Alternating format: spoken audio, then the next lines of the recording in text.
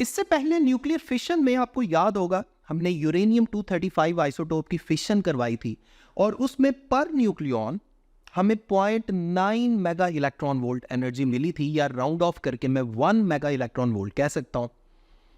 जिसमें हुआ यह था कि हैवी न्यूक्लियस जैसे यूरेनियम ये टूटा था, ब्रेक हुआ था कंपैरेटिवली लाइटर और स्टेबल फ्रैगमेंट्स में जैसे बेरियम और क्रिप्टॉन, और हमें आउटपुट पे काफी सारी एनर्जी मिली थी।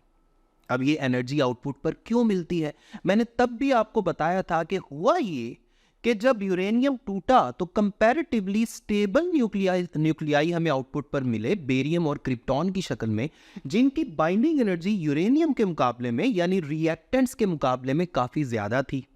याद रखें, जब भी प्रोडक्ट्स की बाइंडिंग एनर्जी ज्यादा हो तो हमें आउटपुट पर एनर्जी मिलती है। किसी भी इस तरह के न्यूक्लियर रिएक्शन में जिनमें प्रोडक्ट्स की बाइंडिंग एनर्जी रिएक्टेंट्स के मुकाबले में ज्यादा होगी, तो याद रखें जितनी बाइंडिंग एनर्जी ज्यादा हमें मिलेगी उतनी ही आउटपुट पे एनर्जी रिलीज होगी। न्यूक्लियर फिशन में ऐसा ही हो रहा था। तो क्या ऐसा पॉसिबल है कि हम लाइटर न्यूक्लियाई को मिलाएं और कंपैरेटिवली स्टेबल न्यूक्लियाई बनाएं और फिर भी हमें आउटपुट पर एनर्जी मिले? जैसे न्यूक्लियर फिशन में हैवी न्यूक्लियाई ब्रेक होते हैं, जैसे एग्जाम्पल के तौर पे बेरियम और क्रिप्टॉन में यूरेनियम ब्रेक हुआ और हमें आउटपुट पर एनर्जी मिली। तो क्वेश्चन ये है कि क्या ऐसा पॉसिबल है कि दो लाइटर न्यूक्लियाई आपस में मिले और बड़ा न्यूक्लियस बनाए और फिर भी हमें एनर्जी मिले? इसके लिए आपको थोड़ा सा वापस जाना पड़ेगा। हमारा एक टॉपिक था इसी चैप्टर में, mass defect and binding energy, जिसमें हमने ये एक कर्व की थी, बाइंडिंग एनर्जी कर्व, जिसमें वाई एक्सिस पे बाइंडिंग एनर्जी पर न्यूक्लियॉन और एक्स एक्सिस पर आपको मास नंबर की वैल्यूज नजर आ रही हैं।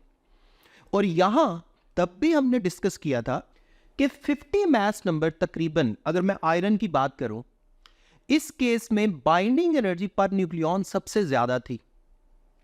इससे इस तरफ यानी हैवी न्यूक्लियाई की भी बाइंडिंग एनर्जी कम है और लाइटर न्यूक्लियाई की भी बाइंडिंग एनर्जी कम है। अब जरा सोचें, जैसे हमने फिशन की बात की थी कि हैवी न्यूक्लियस टूटा और कंपैरेटिवली स्टेबल न्यूक्लियाई बने और हमें काफी सारी एनर्जी मिली, तो यस, ऐसा पॉसिबल है कि हम लाइटर न्यूक्लियाई को भी आपस में मिलाएं, यानी आपस में जोड़ दें, फ्यूज कर दें और हमें कंपैरेटिवली स्टेबल न्यूक्लियस मिले जिसका ताल्लुक बाइंडिंग एनर्जी कर्व के सेंट्रल रीजन से हो। यानी आउटपुट पे जो हमें फ्रैगमेंट मिले वो बाइंडिंग एनर्जी कर्व में आयरन के करीब करीब हो और उसका मास नंबर 50 से ज्यादा ना हो, क्योंकि अगर 50 से ज्यादा होगा तो वो दोबारा अनस्टेबल रीजन की तरफ चला जाएगा। ठीक है, तो दो लाइटर न्यूक्लियाई मिले और आउटपुट पे हमें कंपैरेटिवली स्टेबल और बड़ा न्यूक्लियस मिले जिसका मास नंबर 50 से ज्यादा ना हो, लेस देन 50 हो। दिस इज पॉसिबल, और इसी रिएक्शन को बोलते हैं फ्यूजन रिएक्शन। यही आज हमारा टॉपिक है। मैं हूं आपका फिजिक्स टीचर तलहा उबैद और आज हम चैप्टर 21 का लेक्चर नंबर 15 डिस्कस करने लगे हैं, जिसमें हमने न्यूक्लियर फ्यूजन इसको स्टडी करना है, फ्यूजन रिएक्शन। जैसे अभी लेक्चर के स्टार्ट में मैं आपको बता रहा था कि दो लाइटर न्यूक्लियाई जब मर्ज होते हैं यानी आपस में फ्यूज होते हैं और कंपैरेटिवली बड़ा न्यूक्लियस देते हैं with the emission of very large amount of energy, this is called nuclear fusion. ये तो हमने फ्यूजन रिएक्शन की डेफिनेशन कर ली। अब इसी फ्यूजन रिएक्शन के को समझाने के लिए ही कि हमें आउटपुट पे एनर्जी क्यों मिलेगी, मैं एक वही पुरानी एग्जांपल आपके सामने रखता हूं जो हमने mass defect and binding energy में पढ़ी थी, जिसमें हमने दो प्रोटॉन्स और दो न्यूट्रॉन्स को मर्ज किया था यानी मिलाया था और आपको आउटपुट पर हीलियम 4 आइसोटोप मिला था। और हमने वहां ये देखा था कि जो हमें हीलियम 4 न्यूक्लियस मिल रहा है उसका टोटल मास यानी कंबाइंड मास उन प्रोटॉन्स और न्यूट्रॉन्स के इंडिविजुअल पार्टिकल्स का अगर मास कैलकुलेट किया जाए तो उससे कम था। जितना हीलियम का मास कम था वो सारा का सारा किस में कन्वर्ट हुआ, एनर्जी में, जिसकी वजह से हीलियम जो है वो एक स्टेबल न्यूक्लियस बन गया कंपैरेटिवली। और जितना मास में कमी आएगी उतना ही ज्यादा एनर्जी रिलीज होगी। ये हमने तब भी देखा था। इसी एनर्जी को तो हमने बाइंडिंग एनर्जी कहा था। तो आज हमने सेम वैसी ही बातें करनी है, बस एक स्टेप आगे चल के हमने बातें करनी है। तो देखिए, सबसे पहले तो फ्यूजन रिएक्शन का मैं आपको बता चुका हूं कि होता क्या है। लाइटर न्यूक्लियर मिलते हैं और हैवी और कंपैरेटिवली स्टेबल न्यूक्लियस बनता है और हमें काफ़ी सारी एनर्जी मिलती है। कुछ बातें मैं आपको बता दूं कि फ्यूजन रिएक्शन में याद रखें, जो एनर्जी है वो फिशन रिएक्शन के मुकाबले में बहुत ज़्यादा मिल सकती है। ये तो मैंने एक पॉइंट आपको बता दिया, ये बात आप याद रख लें। अगले लेक्चर के अगले हिस्से में हम यही चीज़ साबित भी करेंगे। लेकिन एक छोटी सी प्रॉब्लम है। प्रॉब्लम ये है कि छोटे न्यूक्लियाई को मर्ज करना बहुत मुश्किल है, न्यूक्लियाई को मिलाना बड़ा मुश्किल है। क्यों? जैसे आप एग्जांपल ले लें, प्रोटॉन, हाइड्रोजन का फर्स्ट आइसोटोप, प्रोटॉन, इधर भी प्रोटॉन। अब दोनों प्रोटॉन्स पे पॉजिटिव चार्ज है, इनको हम मिलाएंगे कैसे? ये तो रिपेल कर रहे हैं एक दूसरे को, कूलम्स रिपल्सिव फोर्स है इनके दरमियान। इनको मिलाना जो है वो काफी मुश्किल काम है, क्योंकि ये एक दूसरे को रिपेल कर रहे हैं और इनको फ्यूज करवाने के लिए हमें इन दोनों को एक दूसरे के काफी करीब लाना पड़ेगा, फिर जाकर फ्यूजन रिएक्शन पॉसिबल होगा। यही एक बड़ी प्रॉब्लम है फ्यूजन रिएक्शन को करवाने के लिए कि क्योंकि जो लाइटर न्यूक्लियाई हैं ये दोनों चार्ज्ड पार्टिकल्स हैं, इनको जब आप करीब करीब लाएंगे फ्यूज करवाने के लिए तो कूलम रिपल्सिव फोर्स की वजह से ये हमें अपोज करेंगे और हमें बहुत ज़्यादा एनर्जी लगानी पड़ेगी इनको एक दूसरे के बहुत करीब लाने के लिए, ताकि ये फ्यूज हो जाए और फ्यूजन रिएक्शन हमें आउटपुट पर मिल जाए। लेकिन अगर इसके कंपैरेटिवली आप फिशन रिएक्शन की बात करें तो वो तो बड़ा इजी था। कैसे? क्योंकि आपको याद होगा न्यूक्लियर फिशन में हमने बात की थी कि एक न्यूट्रॉन जो है वो यूरेनियम 235 आइसोटोप के न्यूक्लियस के अंदर जाके आराम से एब्जॉर्ब हो गया और बाद में वो फ्रैगमेंट्स में डिवाइड हो गया बेरियम और क्रिप्टॉन में। अब वो क्यों इजी है? क्योंकि न्यूट्रॉन जो है ये न्यूट्रल पार्टिकल है, इसके ऊपर कोई भी कूलम्स अट्रैक्टिव या रिपल्सिव फोर्स नहीं लग रही, जिसकी वजह से ये बड़े आराम से न्यूक्लियस के अंदर जाके अब्जॉर्ब हो जाता है और कंपाउंड न्यूक्लियस बना देता है। लेकिन फ्यूजन रिएक्शन में तो ऐसा नहीं करना। फ्यूजन रिएक्शन में तो जो दोनों पार्टिकल्स हैं या दोनों लाइटर न्यूक्लियाई हैं, ये दोनों चार्ज्ड हैं।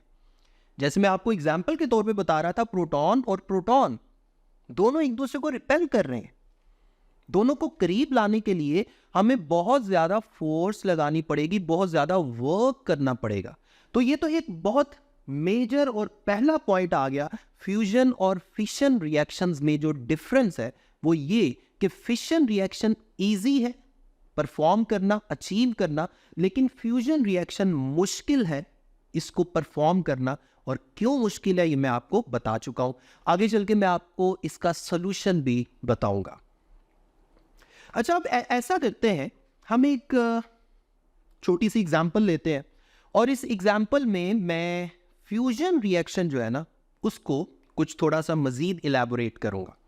यानी हम फ्यूजन रिएक्शन की एक छोटी सी एग्जांपल डिस्कस करने जा रहे हैं।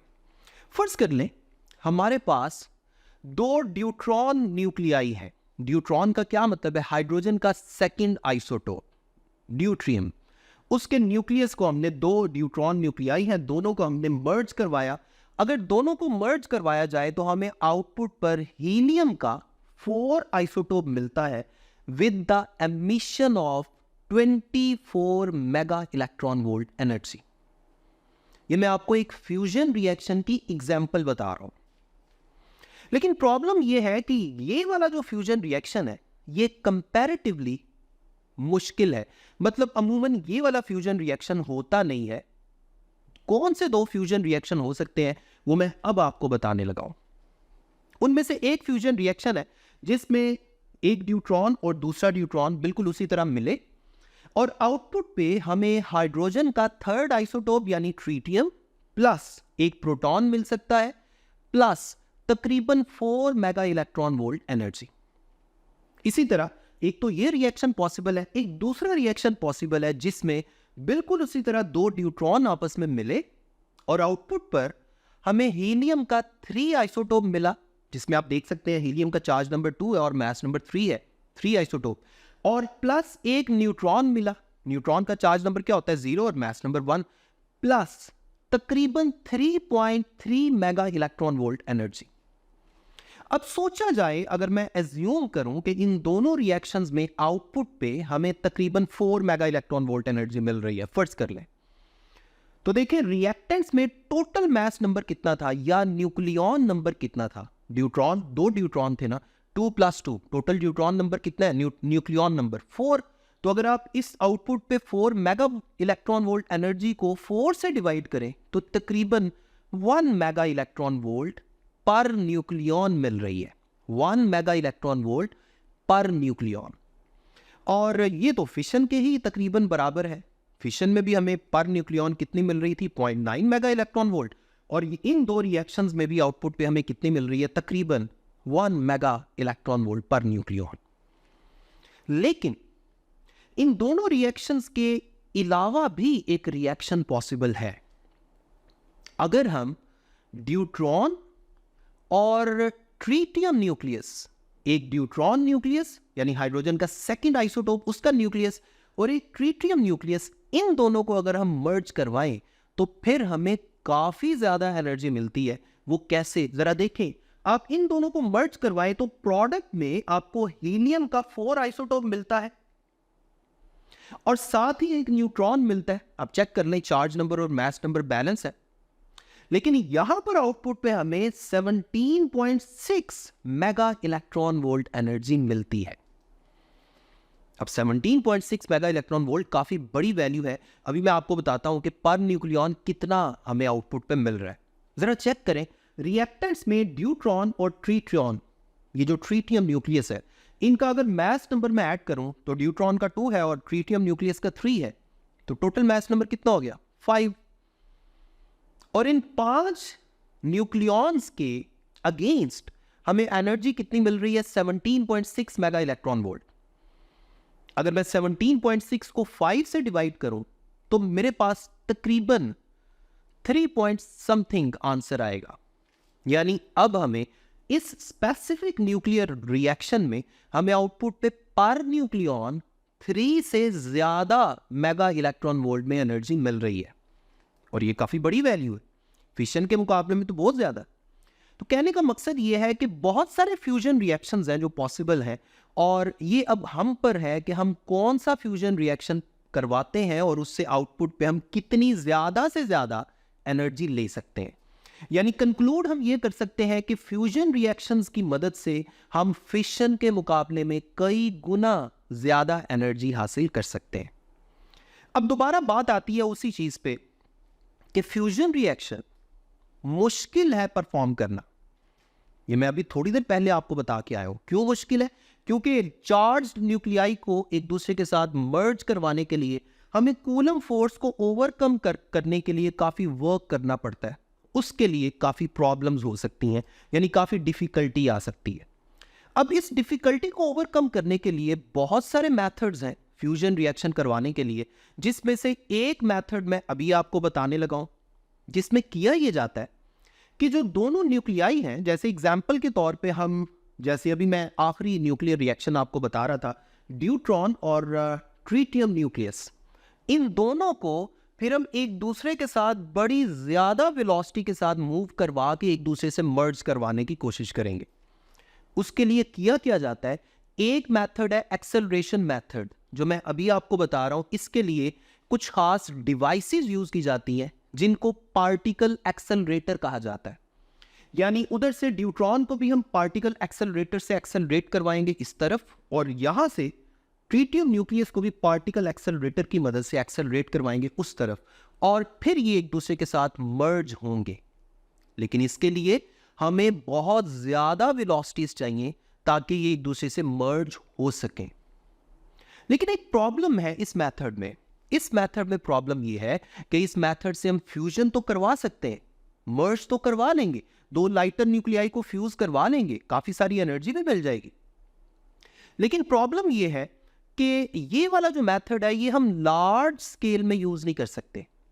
यानी अगर बहुत बड़े स्केल में हमने एनर्जी पैदा करनी है तो उसके लिए हम कितने एक्सेलरेटर लेके आएंगे और बार बार हम कितनी दफा एक्सेलरेट करेंगे, ये थोड़ा डिफिकल्ट मेथड हो जाता है फिर। तो इसके जवाब में हमारे पास एक दूसरा मेथड भी है, और वो मेथड है जिसे हम कह सकते हैं temperature method. Second method temperature method किस तरह? देखिए, ये बात तो हम जानते हैं कि जब भी हम किसी सब्सटेंस को हीट अप करते हैं तो उस सब्सटेंस को हीट अप करने के बाद उस सब्सटेंस के जो एटम्स हैं वो बहुत तेजी से वाइब्रेट करना शुरू कर देते हैं, या उनके पास बहुत ज्यादा वेलोसिटीज आ जाती हैं। यानी जितना टेम्परेचर बढ़ाते जाएंगे उन पार्टिकल्स या एटम्स की वेलोसिटीज बढ़ती जाएगी। तो ये एक बड़ा अच्छा मेथड है। यानी अगर हमने फ्यूजन करवानी है, जिन पार्टिकल्स को हमने आपस में फ्यूज करवाना है जैसे ड्यूट्रॉन और ट्रिटियम न्यूक्लियस, तो इनको जिस जगह पे हमने रखा होगा हम उसका टेम्परेचर इतना ज्यादा बढ़ा देंगे कि इनको इतनी ज्यादा वेलोसिटीज मिल जाए कि ये आपस में मर्ज हो जाए यानी फ्यूज हो जाए। लेकिन एक और बात याद रखें कि इनकी रिक्वायर्ड वेलोसिटीज अचीव करवाने के लिए हमें इस पूरे जगह का जो टेम्परेचर चाहिए वो चाहिए तकरीबन 10 million degree Celsius. 10 million degree Celsius, 1 million में 10 लाख होते हैं। अब आप इमेजिन करें जरा कितना ज्यादा टेम्परेचर चाहिए। अब ये जो 10 मिलियन डिग्री सेल्सियस टेम्परेचर है, अगर हम अचीव कर लें तो फिर हम फ्यूजन रिएक्शन करवा सकते हैं। लेकिन प्रॉब्लम यह है कि ये इतना ज्यादा टेम्परेचर हम आम लेबोरेटरी में तो हासिल नहीं कर सकते। तो फिर इसके लिए क्या करेंगे? इसके लिए आप यूं समझ लें कि एक आसान सा मेथड ये है कि एक एटम बॉम्ब चलाएं। आई मीन कंट्रोल रिएक्शन में एटम बॉम्ब तो आपको पता है ना, उसमें फिशन रिएक्शन होता है, nuclear fission reaction. Atom bomb की मदद से यानी फिशन रिएक्शन की मदद से, फिशन चेन रिएक्शन की मदद से हमें तकरीबन इतना टेम्परेचर मिल जाता है जो हमें फ्यूजन रिएक्शन करवाने के लिए रिक्वायर्ड है। इसका मतलब यह है कि फ्यूजन रिएक्शन करवाने के लिए हमें एटम बॉम्ब यानी फिशन रिएक्शन करवाना पड़ेगा। फिशन रिएक्शन करवाएंगे, हम इतना टेम्परेचर अचीव कर लेंगे कुछ टाइम के लिए जिसके बाद हम फ्यूजन रिएक्शन करवा सकते हैं। लेकिन फ्यूजन रिएक्शन के नतीजे में जो हमें एनर्जी मिलती है वो फिशन के मुकाबले में कई गुना मिलती है। ये भी थोड़ी देर पहले मैं डिस्कस करके आया हूं। इन शॉर्ट, हम यहां पर फ्यूजन रिएक्शन करवा सकते हैं टेम्परेचर को अचीव करके। ऐसा जो फ्यूजन रिएक्शन है इसे थर्मो न्यूक्लियर रिएक्शन भी कहते हैं, जिसमें हम टेम्परेचर को यूज कर रहे हैं। और जो फ्यूजन रिएक्शन अब जो प्रैक्टिकली इस दुनिया में आप समझ लें कि जो एप्लीकेबल किया जा सकता है वो हाइड्रोजन बॉम्ब के अंदर है। आप यूं समझ लें कि एटम बॉम्ब में फिशन रिएक्शन होता है और हाइड्रोजन बॉम्ब में फ्यूजन रिएक्शन होता है। लेकिन हाइड्रोजन बॉम्ब को चलाने के लिए यानी फ्यूजन रिएक्शन करवाने के लिए हमें एटम बॉम्ब चलाना पड़ेगा यानी फिशन रिएक्शन करवाना पड़ेगा, ताकि हम उन लाइटर न्यूक्लियाई को फ्यूज करवाने के लिए रिक्वायर्ड टेम्परेचर अचीव कर सकें। एक छोटी सी और प्रॉब्लम है, और वो ये, आपको याद होगा हमने फिशन रिएक्शन में देखा था, फिशन चेन रिएक्शन में भी हमने आगे चल के ये भी पढ़ा था कि फिशन रिएक्शन को हम कंट्रोल कर सकते हैं, और उसी कंट्रोल्ड फिशन चेन रिएक्शन को हम न्यूक्लियर रिएक्टर में यूज करते हैं, और न्यूक्लियर रिएक्टर से हमें आउटपुट पे फाइनली इलेक्ट्रिसिटी मिलती है, इलेक्ट्रिक एनर्जी मिलती है। लेकिन याद रखें, अभी तक कोई भी ऐसा मेथड नहीं बनाया जा सका जिसमें फ्यूजन रिएक्शन को कंट्रोल किया जा सके। यानी अगर एक दफा फ्यूजन रिएक्शन स्टार्ट हो गया तो ये अनकंट्रोलेबल है। फिलहाल अभी तक इसको कंट्रोल करने का कोई मेथड नहीं है, इसीलिए फ्यूजन रिएक्शन को यूज करके अभी तक हम इलेक्ट्रिक एनर्जी यानी पावर प्लांट्स वगैरह नहीं बना सके। इस पे रिसर्च चल रही है लेकिन अभी तक फिलहाल नहीं हो सका, लेकिन एक्सपेक्टेडली हम होपफुल हैं कि ये हो जाएगा कमिंग मंथ्स में या कमिंग ईयर्स में, कभी भी हो सकता है। तो ये था आपका न्यूक्लियर फ्यूजन रिएक्शन का लेक्चर का फर्स्ट पार्ट। अब लेक्चर के सेकंड पार्ट में हम ये डिस्कस करेंगे कि सन में जो फ्यूजन रिएक्शन है वो कैसे हो रहे हैं। लेक्चर के इस पार्ट में हम डिस्कस करेंगे कि सन पे जो फ्यूजन रिएक्शन हो रहे हैं वो किस तरह के हो रहे हैं। सन के बारे में तो थोड़ा सा आइडिया हम ले लेते हैं कि सन में मोस्टली सन पे हाइड्रोजन है, बहुत थोड़ी मिकदार में कुछ परसेंटेज हीलियम है और बहुत ही कम परसेंटेज में कुछ और हैवी एलिमेंट्स मौजूद है। और अगर सन के इंटीरियर की बात की जाए, सन के अंदर का जो टेम्परेचर है वो तकरीबन 20 मिलियन डिग्री सेल्सियस है। अब जारी बात है ये हम अंदाज़ा हमने लगाया हुआ है, एक एस्टिमेट है। इसी तरह सन के सरफेस पे जो टेम्परेचर है वो तकरीबन 5 मिलियन डिग्री सेल्सियस है। अब जारी बात है इतना ज़्यादा टेम्परेचर अगर सन में है तो उसकी वजह क्या है, यही फ्यूजन रिएक्शंस हैं। सन के ऊपर जो फ्यूजन रिएक्शंस का एक साइकिल है जिसको आज हम डिस्कस करेंगे, इसे बोलते हैं proton proton cycle, PP reaction. अब इसमें होता यह है कि सबसे पहले, अच्छा एक छोटी सी बात आपको बता दूं कि यहां जो मैं रिएक्शंस करवाऊंगा इनको मैं 2 कॉलम्स में करवाऊंगा। शुरू में 2 कॉलम्स है जो आप देख सकते हैं, क्योंकि एक जो रिएक्शन मैं अभी करवाने लगा हूं उसी की कॉपी एक दूसरा रिएक्शन भी यहां करवाना पड़ेगा ताकि हम सारे रिएक्शंस को इकट्ठा करके स्टडी कर सकें। सबसे पहले तो लेफ्ट कॉलम में आप देखें, एक प्रोटॉन एक दूसरे प्रोटॉन से मर्ज होता है और हमें आउटपुट पर एक ड्यूट्रॉन न्यूक्लियस मिलता है, एक ड्यूट्रॉन न्यूक्लियस, और साथ गैमा रे फोटॉन और काफ़ी सारी एनर्जी मिल रही है। एनर्जी फिलहाल मैं एनर्जी की ही शक्ल में यहाँ लिख रहा हूँ, एनर्जी वर्ड ही लिख देता हूँ। फाइनल आपको बताऊंगा कि इस पूरे साइकिल में ऑन द एवरेज फाइनल हमें कितनी एनर्जी बनती है, कितनी मिलती है। अब सेम ऐसा ही रिएक्शन हम दूसरे कॉलम में भी करते हैं। प्रोटॉन प्रोटॉन से मिला और आउटपुट पे हमें क्या बना, deuteron with gamma ray photon and energy. अब देखें फाइनली हमें 2 ड्यूट्रॉन मिल गए, 2 ड्यूट्रॉन हमें मिल गए, ठीक है। अब हमने क्या करना है, एक और प्रोटॉन को पकड़े और एक और ड्यूट्रॉन को पकड़े जो यहां से मिला था। एक नया प्रोटॉन लिया और एक यहां से जो ड्यूट्रॉन मिला था उसको हमने यूज कर लिया। प्रोटॉन और एक ड्यूट्रॉन, जो इन दोनों रिएक्शंस में से 2 ड्यूट्रॉन बने थे, उनमें से एक ड्यूट्रॉन को मैंने एक नए प्रोटॉन के साथ मर्ज करवाया और आउटपुट पे हमें मिलेगा हीलियम का 3 isotope with the emission of energy, gamma ray photon भी डालने साथ। सेम ऐसा ही रिएक्शन एक और भी होगा जो दूसरे कॉलम में मैं आपको दिखा रहा हूं।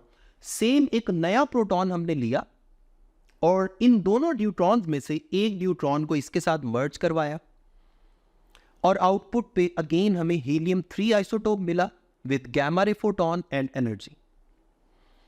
अभी तक मैंने जितने भी रिएक्शंस करवाए हैं इसमें टोटल हमने कितने प्रोटॉन्स को इस्तेमाल किया है, जरा सोचें। 2 प्रोटॉन पहले रिएक्शन में उस तरफ, 2 इस तरफ, इनको मैंने हाईलाइट कर दिया, और एक नया प्रोटॉन भी यूज किया था, एक इस तरफ नीचे और एक इस तरफ नीचे। टोटल अभी तक हमने 6 प्रोटॉन्स यूज कर लिए हैं और आउटपुट पे हमें क्या मिला है, इनको मैं दूसरे कलर में हाईलाइट कर देता हूं। आउटपुट पे नीचे वाले जो दोनों रिएक्शंस हैं हमें 2 हीलियम के 3 आइसोटोप मिल गए हैं, हीलियम 3 आइसोटोप, इनको मैंने दूसरे कलर में हाईलाइट कर दिया। अब इन 2 हीलियम 3 आइसोटोप्स को पकड़ना है और दोबारा मर्ज करवाना है, हीलियम 3 और अगेन हीलियम 3। दोनों हीलियम 3 आइसोटोप नीचे मिलते हैं और आउटपुट पे हमें हीलियम का 4 आइसोटोप मिलता है और साथ ही 2 प्रोटॉन्स भी मिलते हैं, 2 प्रोटॉन्स, हीलियम 4 आइसोटोप। अब चेक कर लें, चार्ज नंबर भी बैलेंस है और मास नंबर भी बैलेंस है और साथ ही एनर्जी मिलती है। अब ये है पूरा प्रोटॉन प्रोटॉन साइकिल। इसमें जरा चेक करें टोटल कितने प्रोटॉन्स हमने दिए। हमने टोटल 6 प्रोटॉन्स दिए जो मैंने पहले हाईलाइट करवाए थे, और हमें वापस कितने प्रोटॉन्स मिल गए, हमें 2 प्रोटॉन्स वापस मिल गए, और रिजल्ट क्या निकला, साथ हमें हीलियम का 4 आइसोटोप मिला। कंक्लूड हम ये कर सकते हैं कि टोटल 6 प्रोटॉन्स ने पूरा रिएक्शन किया, पूरा पीपी रिएक्शन किया, प्रोटॉन प्रोटॉन साइकिल चलाया, जिसके नतीजे में फाइनल प्रोडक्ट हमें क्या मिला, एक हीलियम 4 आइसोटोप और 2 प्रोटॉन्स। तो अगर टोटल 6 प्रोटॉन्स इस्तेमाल हमने दिए, 2 वापस मिल गए, तो यूज कितने हुए, यानी यूटिलाइज कितने हुए, इस्तेमाल कितने हुए? 6 हमने दिए, 2 वापस मिल गए, इस्तेमाल कितने हुए? 4 प्रोटॉन्स। हम कह सकते हैं कि इस पूरे पीपी साइकिल में 4 प्रोटॉन्स यूटिलाइज हुए, नीचे मैं लिख भी देता हूं, जिसके नतीजे में हीलियम 4 आइसोटोप हमें मिल गया। साथ ही साथ आपको यह भी बता दूं कि इस पूरे साइकिल में जो हमें आउटपुट पे एनर्जी मिलती है वो तकरीबन टोटल मिला जुला के 25.7 मेगा इलेक्ट्रॉन वोल्ट मिलती है। 25.7 मेगा इलेक्ट्रॉन वोल्ट। अब जरा सोचें, हमने टोटल यूटिलाइज कितने प्रोटॉन्स किए थे? 4। प्रोटॉन्स को मैं न्यूक्लियॉन्स भी तो कह सकता हूं ना, यानी टोटल 4 न्यूक्लियॉन्स ने हमें आउटपुट पे कितनी एनर्जी दी पूरा साइकिल चला के?